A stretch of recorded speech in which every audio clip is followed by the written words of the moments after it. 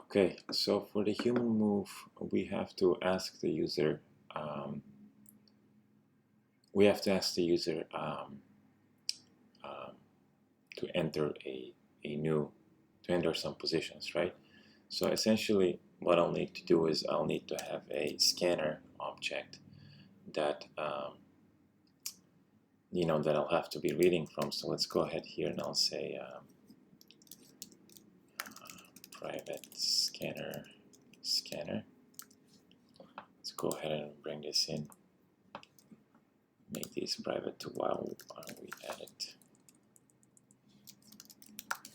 Okay, we're gonna go ahead and initialize this with the with the keyboard.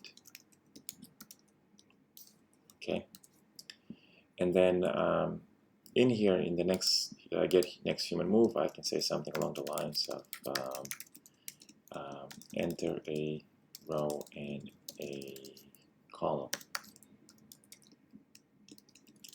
All right, and then to read, we'll just use the scanner. We'll say int row equals input dot next. Oops, I don't know what happened there. We'll say int equals scanner dot next int, and I'll say int column equals scanner dot next int, and then all I can do now is just say kind of return new position at row and then column.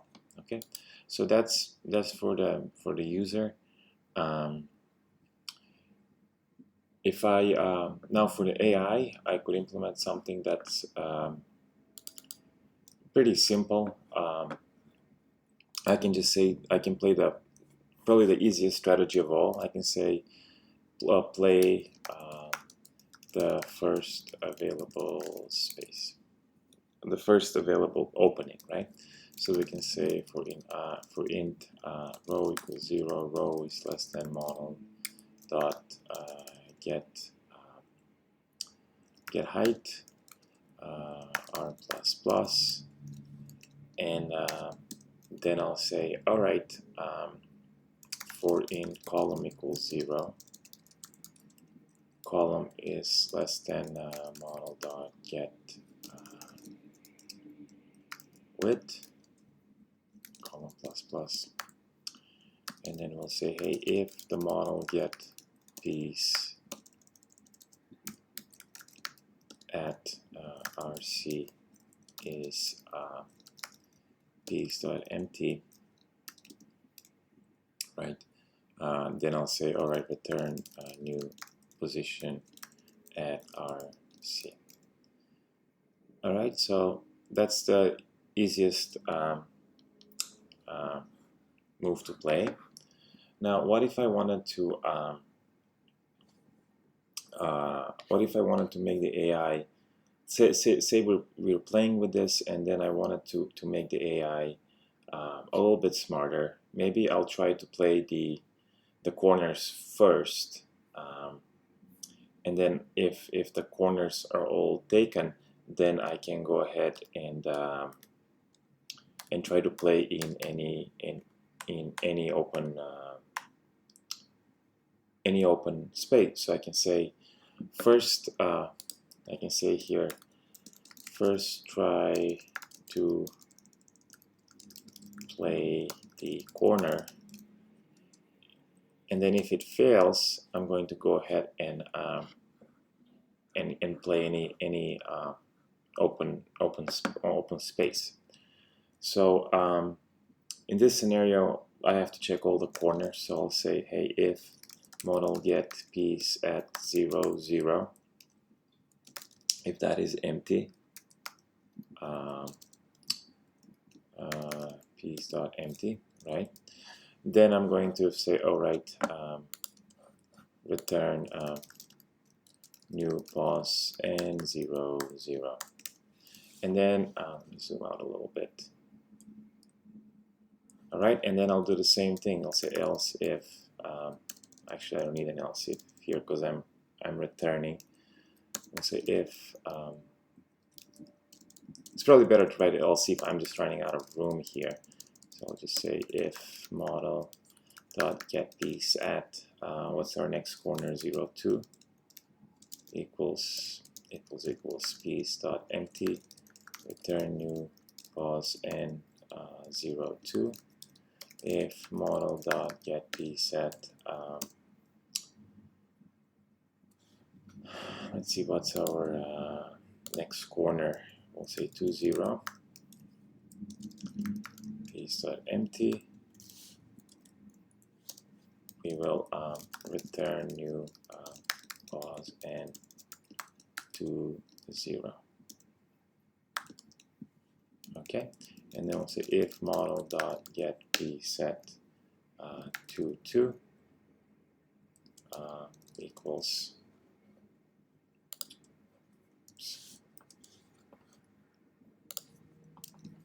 piece dot empty. Then I'll say return new pause and 2, 2. Right? So if all of these fail, then I'm going to play in the first available space. Okay. Now, what else can we do, right? Well, maybe we can try to block even before we try to play in an open corner or play in the first available space. Maybe we want to do something along the lines of try to block the user from winning first, and then try to play in a corner, and then play the first available space, right? So the trying to block is a little bit it's a little bit involved. So I'm just going to copy the code from the website. So I'll put this here, and we need a helper method that finds the gap. So we'll just take this and I'll put it down underneath my code here.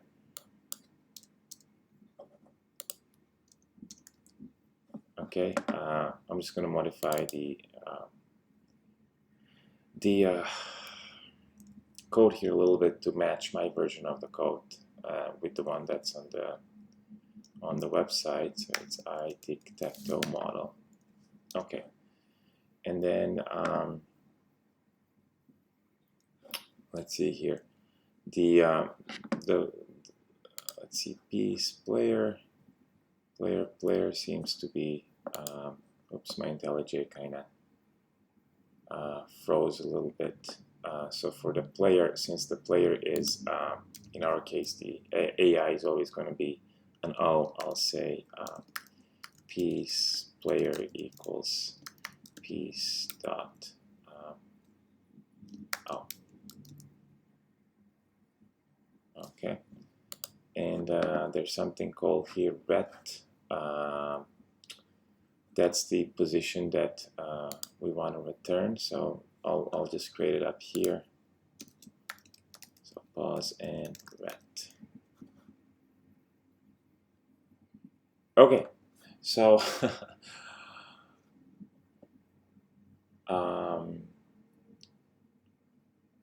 as you can see, the code is getting, let me zoom out a little bit. The code is kind of getting long. The AI here, right? The AI, AI move is getting pretty lengthy and kind of hard to understand what's going on. I'm kind of like piling on top all of the different strategies to play. So the first strategy that I'll try to block from winning. The second strategy is I'll try to play a corner, and the third strategy is play the first available space. And then I need this helper function here that's find gap at. So we kind of, as you notice with the command pattern and what we've been doing so far, is we want to eliminate, in the past we wanted to eliminate big switch statements, right? we also want to kind of move pieces of code into their own classes. That's have been the pattern. We take a piece of code and we try to decouple it from the implementation by putting it into its own class, and then calling that class. That's what we did in the command pattern. So we're kind of going to try to do the same thing that we did with the command pattern in here. Okay.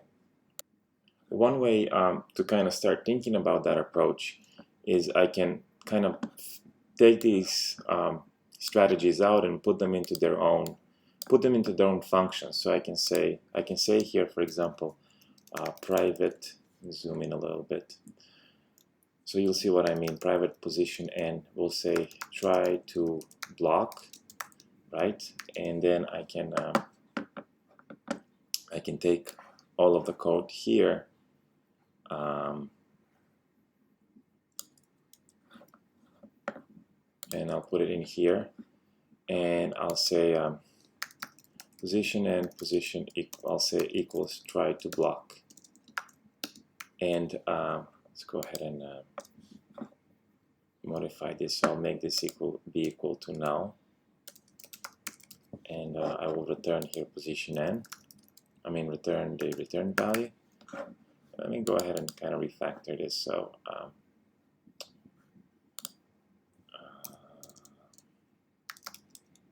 let's call it position n. All right. So we'll try to block. So I'll say position try to block, and then I'll say, hey, if position is equal to null, then I'm going to go ahead and I'll say, all right, position equals, and I'll say try to play a corner, right? So now I'll write another function, another method, and I'll say private position n, try to play a corner. So then I'll take this code here, and I'll put it here, and at the end, if none of all those fails, I'll just say return null. And then I'll say, all right, if position is a position is equal to null, then I'm going to say, all right, position equals try to play any open spot. And then I'll take this code here, this line here,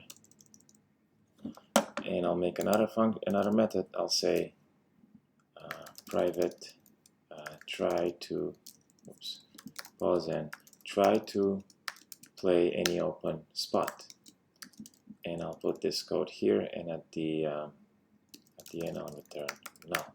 So now I've kind of at the end here I'll say return pause. Oh, actually no, I don't want to do that there. I want to do it down here, right? Return pause. So that's how I can kind of abstract out a little bit, at least. I can abstract out a little bit the logic from get next AI move into different functions. So if I wanted to write another strategy, right? If I come up with something pretty smart, I will say private pause and new smart strategy, and I'll do my logic here, and then I'll return,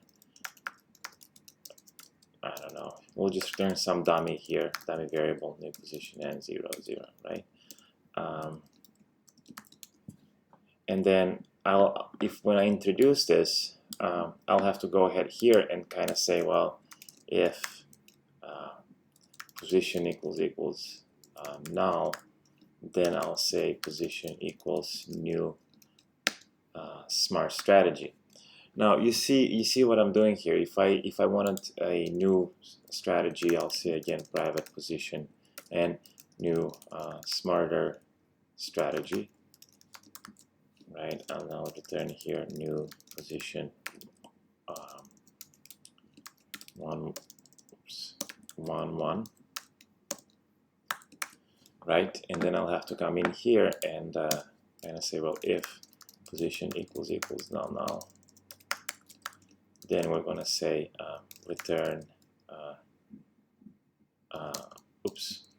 position equals new smarter strategy.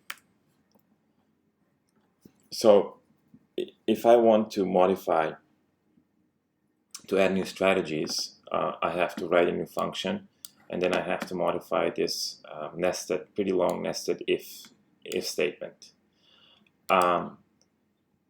So we don't have to look at any of this code. This is fine, right? We won't have to modify this because this gets us our next human move and next AI move. So the idea now is how can I add new strategies here, but without having to modify the controller, right? Without having to modify this big if nest, all these nested ifs here, right? So the idea that we're going to do now is we're going to take all of these strategies here that we wrote. So play at a corner, try to block. We're going to put these into their own class, right? And we're going to do something like the command pattern,